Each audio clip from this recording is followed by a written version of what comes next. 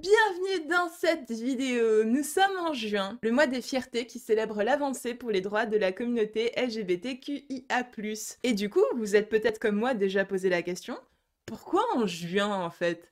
Pourquoi pas en mars, en août ou en novembre? Eh bien c'est parce que ce mois et la Gay Pride viennent à l'origine d'un événement qu'on appelle les émeutes de Stonewall, qui ont eu lieu en juin 1969 à New York et que je m'en vais vous raconter. Aux USA, dans les années 50-60, l'homosexualité c'était pas très bien vu. En fait, c'était considéré carrément comme une maladie mentale et c'était illégal dans la quasi-totalité des États, avec des peines allant de l'amende à la prison. En 1953, le président Dwight Eisenhower a même signé un acte présidentiel interdisant les gays d'être employés par le gouvernement fédéral. Il y a bien entendu eu des manifestations pour protester, mais jamais très grandes, et les gens faisaient très attention et portaient des vêtements très formels dans le but de montrer Eh oui, parce qu'on est normaux. On est comme vous. Wesh, t'as dit quoi, toi? Mais j'ai dit que... non, j'ai rien dit. Je suis pas tout à fait comme toi. Tu pues. Dans ces années-là, les bars gays étaient un endroit de rassemblement très fréquent, voire presque des refuges pour la communauté, notamment à New York où se déroule notre histoire. Ces endroits étaient fréquemment perquisitionnés par la police. Wesh, je viens pour une inspection. Ah, non. Pas une inspection. Et les gays étaient alors victimes de harcèlement, de violence et d'emprisonnement abusif.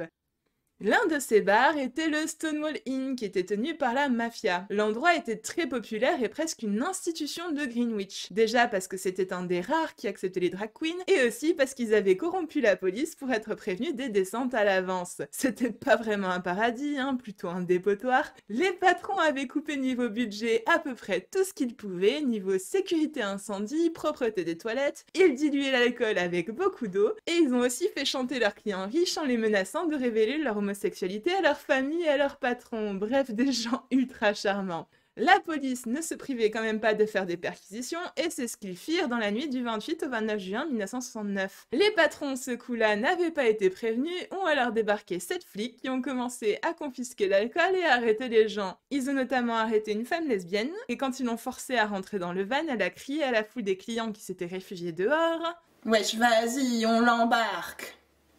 Ah, non, au secours. Ah, il pue des pieds. Ah. Ces gens en avaient foutrement marre, et comme on les comprend. Wesh, je viens pour une inspection. Ah ouais. Wesh. Eh ben vous êtes 7. Et nous on est 752. Ah. Ouais. Repars d'où tu viens. Ils ont commencé à s'énerver, à jeter des pierres, des bouteilles sur les policiers. Ces derniers, clairement sous nombre, ont fini par se barricader dans le bar, auquel la foule a essayé de mettre le feu. Ils en sont sortis quand l'équipe d'intervention est arrivée en renfort pour disperser la foule. Seulement, cette dernière est revenue, dès le lendemain.